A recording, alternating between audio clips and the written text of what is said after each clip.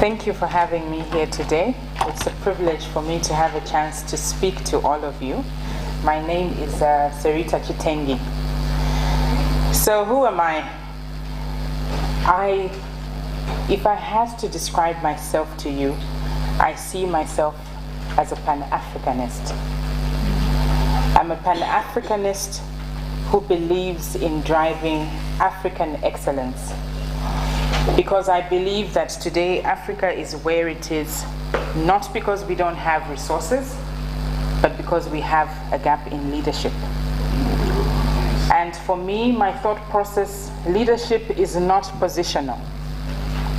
It's not about having the big job and the position. It's about being able to positively influence wherever you are, whatever stage you are in life, and whatever space you're in. And that is what is going to drive the growth of Africa. So coming back to myself, how did I get where I am today? And which is what I would like to share with you. Starting from when I was a young child, I'm happy to see that we have different age groups in here today. So as I speak to each one of you, I'm speaking at the different levels. So I grew up in a middle-class working family. My parents worked. They were not self-employed. I cannot describe my upbringing as being wealthy in any way, but we had everything that we needed. What is very clear and memorable about my upbringing is the support that I had from my family. So I came from a family which from a very early age taught me that I can be anything I want to be. Despite being female, I can achieve whatever I put my mind to. My father was a very strong pillar and support in my upbringing. He shapes the way I saw the world, which then I speak to the men. The role that you play in raising your kids and your household will forever have an impact in the decisions that they make. I speak to the mothers. The role that you play in nurturing your kids and shaping their worldview determines who they end up being. I speak to you as the child, that how receptive you are to learning and being guided and expanding your worldview determines who you grow up to be and what you achieve. I was a very curious child. I read a lot. It's not easy to visualize beyond what you know. Most of my vision came from books. So I'm a strong proponent of reading. Behind every leader is a reader, as they say. So expand your worldview by reading a lot, and it gives you the vantage point beyond where you are. We can be slightly disadvantaged in our African environment in the sense that we don't always have a lot of examples of success. And so where do you get that from? You get it from what you hear, what you see. Faith comes through hearing, as they say, right? So today we are privileged, we have audios, it doesn't have to be just hardcover books. That helps to shape the great vision beyond what you see around you. And that helps to set the goals and the visions that drive you in life. From a very young age, I can say that I had a very strong vision. I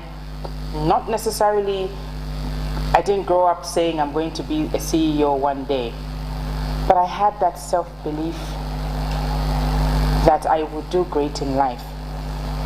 So self-confidence and tapping into inner strength, together with the support you get from your family and friends and network, is also a lever that gets you there. The third point for me is education. So education has played a very key factor in my life. I took school very seriously. I grew up in a household where success was linked to education. grew up in a time when I was privileged to go to good government schools. I didn't go into private school when I went into primary school. Then I went into a convent school. But I always took my education very seriously, because in today's world, for you to get places, you need to have an education. Having said that, you can start from where you are. Not everyone has an opportunity to perhaps go through the formal kind of structured education. Again, like I said, like leadership, education is in many forms. So keep expanding your mind, keep learning, keep becoming a master at what you want to be. And that builds not only self-confidence, but it also builds confidence in the people that you interact with, and it opens doors. So I had the opportunity to go to University of Zambia. From there, I had an opportunity to go to a university in the UK where I did my master's. And after that, I started my career. I worked for different multinationals. I have worked for Maersk, I have worked for CMA, I have worked for Lafarge, and I'm currently working for Unilever. What can I say has set me apart in the workplace? I would not be giving due credit if I claimed it was personal effort. Personal effort is one of them, but it's about the network and the teams that I have worked with. They say if you want to go fast, do it alone. But if you want to go further, do it with others. I have had great people around me support me. I have had great mentors. I have stood on the shoulders of giants, never shying away to ask those that have done it before me and who I see as having succeeded. Always eager to learn and to be taught, and learning never ends. Always applying myself and taking time to learn and put in the time, and always put my best foot forward. This comes with sacrifices. It doesn't come on a silver platter. While others are having fun, socializing, I am busy learning, or I am busy putting in the work. So like the gentleman said here from today's lesson, that whatever you have or wherever you are, you either actively participated or passively participated. So it's about preparedness meeting opportunity. You have to put in the work. You must work smart. You must keep learning, because it is in learning that you get other ideas, and it's about networking in the right places as well with people who will move you to where you want to be. They say your network is your net worth. I also learned very early in my life to set goals and write them down with timelines and follow through.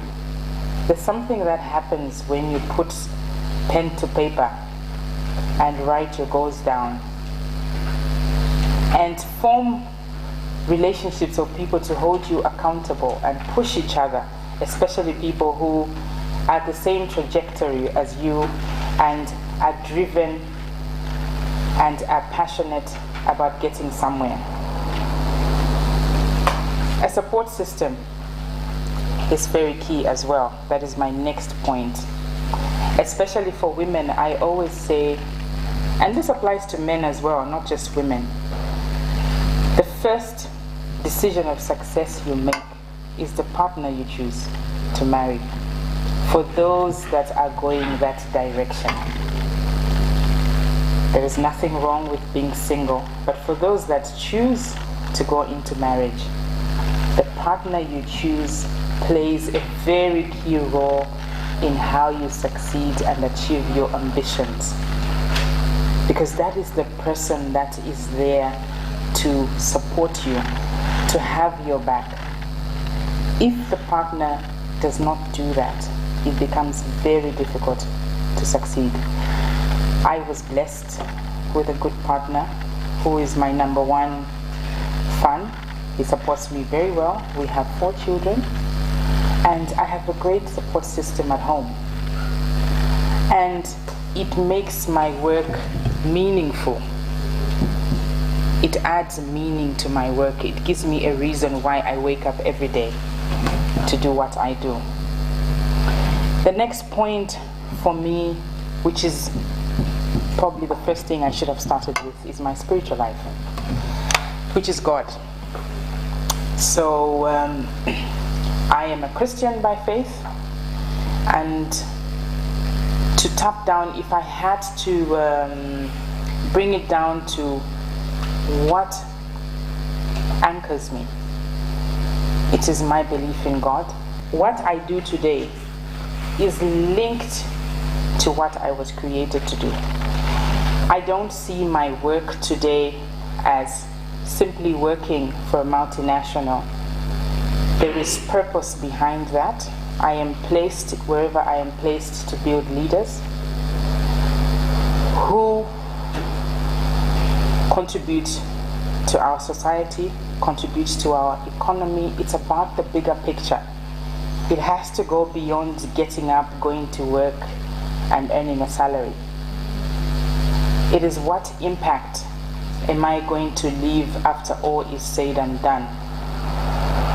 They say influence is how many people's lives you touch. And that's what a legacy is as well. So how many people have passed through interaction with me and have left feeling positively, and have left thinking they can be a better person and they can do greater things, not only for their immediate family, for their community, for the country, and for the world, to the glory of God, because that is what we were created for. So it is simple basics at the end of the day. I'm sure you're not hearing anything new from me. You've heard these same principles from a lot of people. But I always find that these principles fall apart in execution. You can have the great goals, you can have the great ambitions. If you cannot execute, it is all nothing. They say that Africa has the richest grave sites. The number of people that have gone to their deaths with the great ideas that they never executed. My challenge to all of you is to put your ideas into action, to break them into small, different parts, because then it starts with having that big and hairy, audacious goal. If your focus is on that big and hairy, audacious goal, it can be very daunting and it will look like you cannot achieve it. But always learn the art of breaking that down into small, achievable milestones that you work at every day. And before you know it, you will be at that big, hairy, and audacious goal. Nobody's going to change Africa for us. It's you, it's me, and it's you. And we are relying on us Africans to move ourselves forward. So start where you are. If you look in the world at people who have succeeded, it's not always the big, complex ideas that change the world or move the needle. It's always about identifying problems where you are and creating solutions around it. And so it's about thinking local, what are the problems, and at the same time thinking global. How can you scale your solutions? It's also about working together. That is something that I note that as Africans sometimes we're not very good at. We must learn to form strong, meaningful partnerships, because resources are always not enough, So now when you come together and bring every little piece of resources together, great things can happen. So to summarize for me, I am still on a journey, still growing, still setting goals all the time, still learning from others, still giving back when I can. Family support is key. The role that the family plays in raising children and supporting each other. Vision is key. Seeing yourself beyond just you and thinking, what was I created for? To impact. Everyone must leave this earth knowing they have run a good race and impacted their generation. That is how it is meant to be. So always thinking beyond the day-to-day and oneself, and how can I impact the world and bring about positive change and leave a positive legacy. Education is key. Keep learning. And when I say education, yes, formal education is good. If you don't have that opportunity, there's still other ways to learn. Through others, through all sorts of educational material that is out there. And as they say, experience is always the best teacher. Surround yourself with people that can give you the self-mastery that you need to get you to where you want to be. Behind every leader is a reader. Support system. We're not supermen or superwomen. We always need to have people around us that support us in every sphere of our life. And lastly for me, as I said, belief in a higher being that wants good things to happen for you, and the role in which you play yourself to make that happen. So thank you for listening, and I open our questions.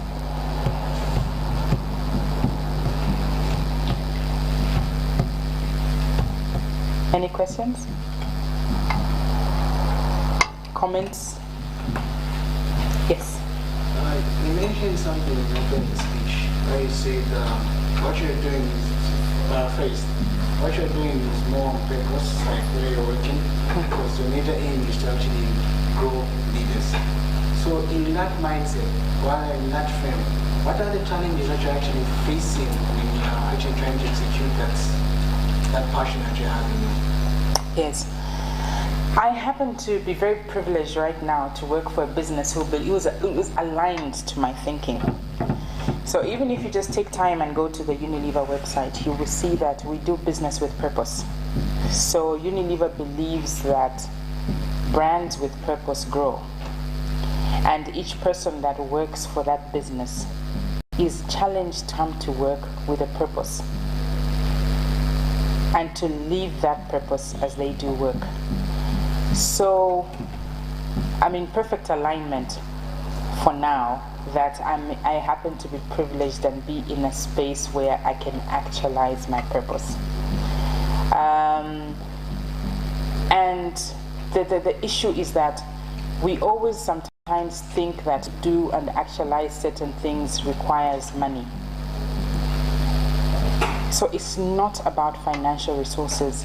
For me, most of it lies on giving that time to nurturing the young people that are coming up in the business, to doing things like what I am doing now, speaking to you.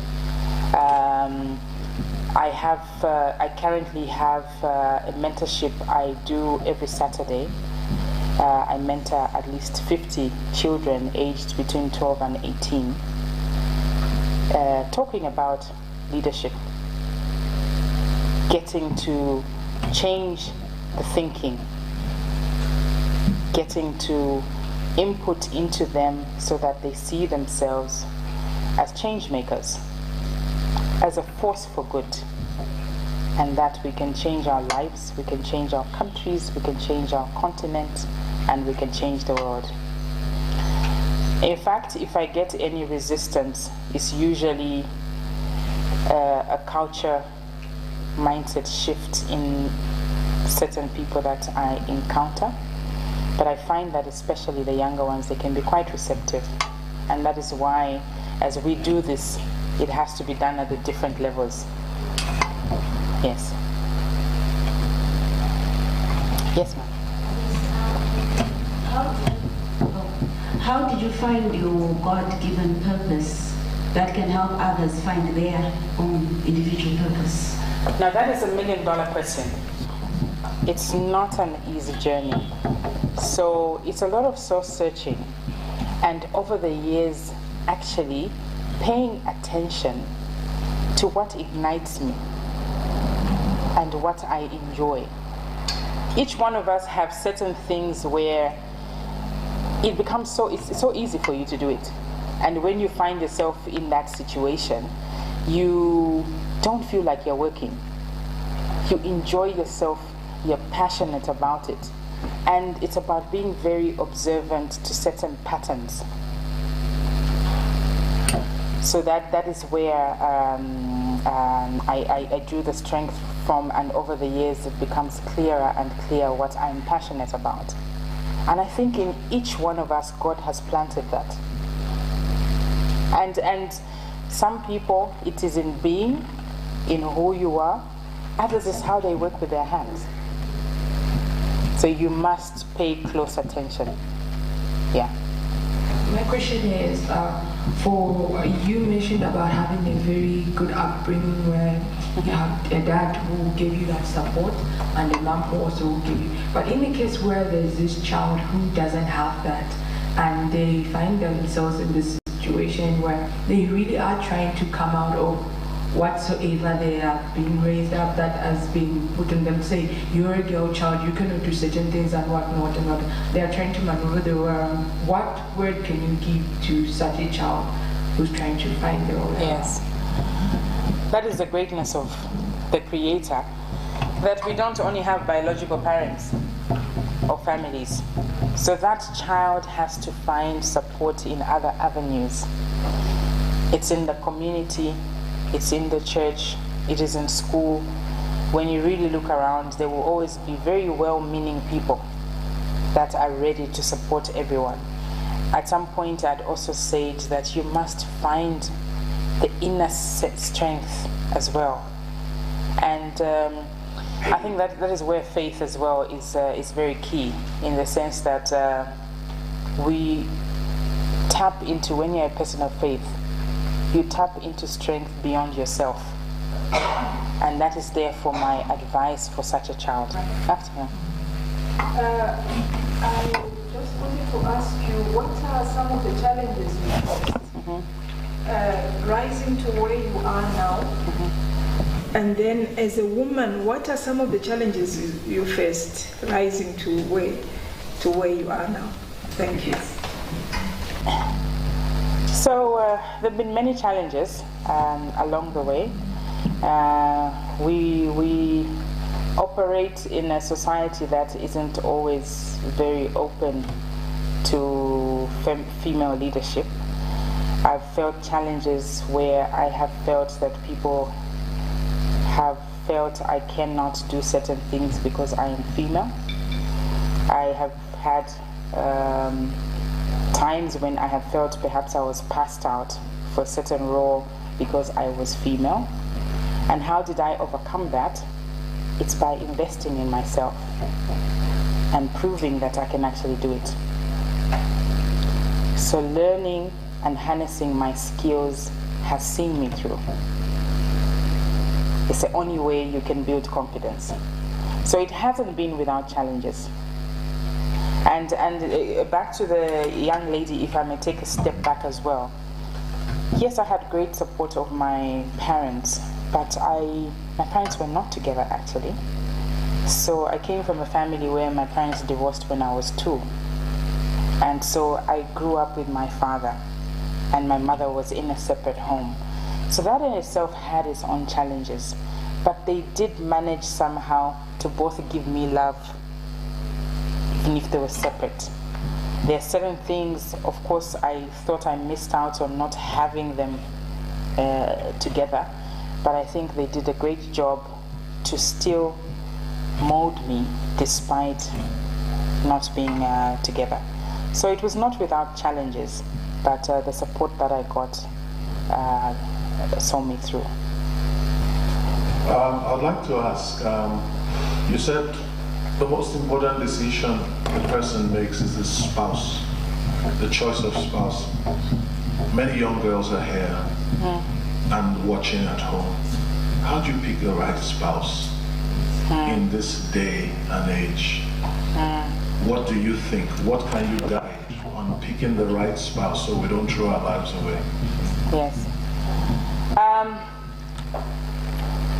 I can't claim to be the holder of wisdom and to have the best answer on it, but from what I have observed is that values and character are key.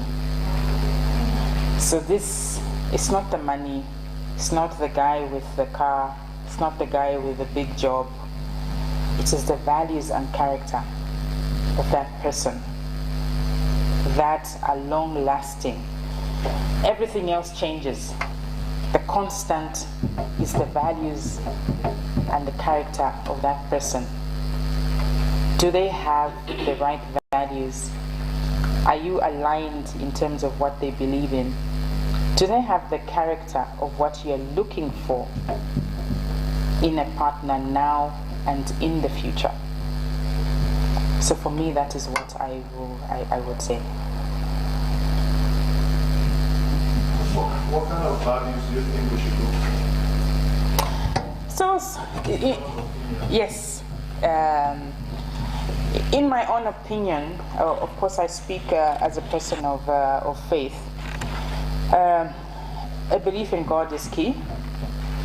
Principles of decency, integrity, and hard work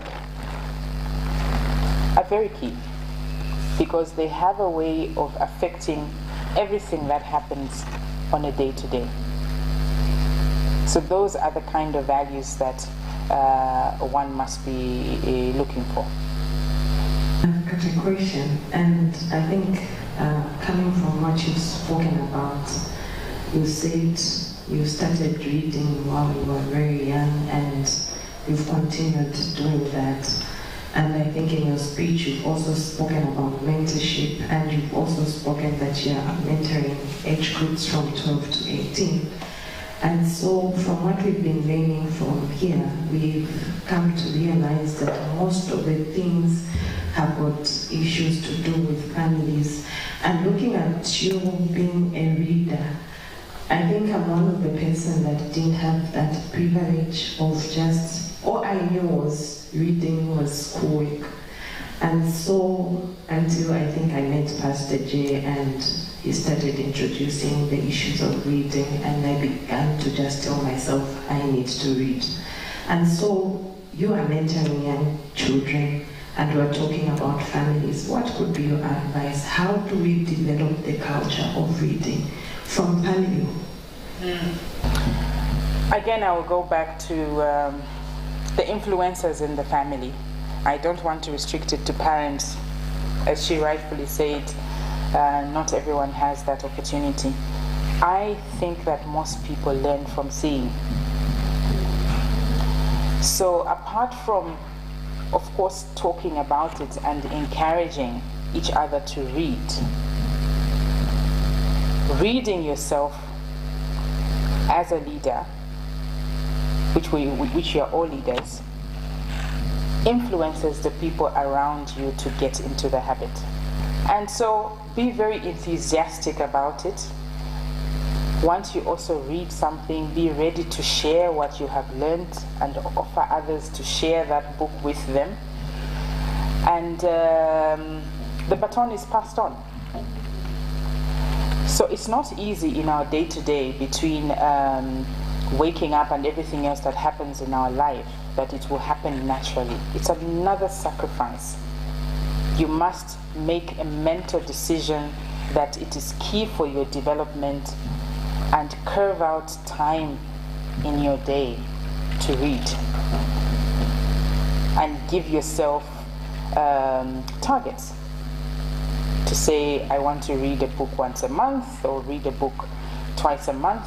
Before you know it, it becomes habit and it becomes very enjoyable. And it starts becoming easier and easier to do. Mom, we would want to say thank you for taking time, because our pastor even keeps on telling time is life. You've taken this time, your life, to share with us how you grew up to be where you are. So we are grateful as a group, as a class. We said thank you. And thank you for taking time to speak to us and responding to all our questions. We pray for you that God will continue to increase you wherever you are, and the people you are mentoring, that they will catch that which they need to catch, and they will come up to emerge as leaders who God created them to be. Thank you so much, ma'am. Thank you very much. Thank you for having me and for being a very attentive group and listening to me. And I hope that at least you will walk away with even at least one thing. Yes. And thank you, and I wish you all the best and success, our Africa leaders.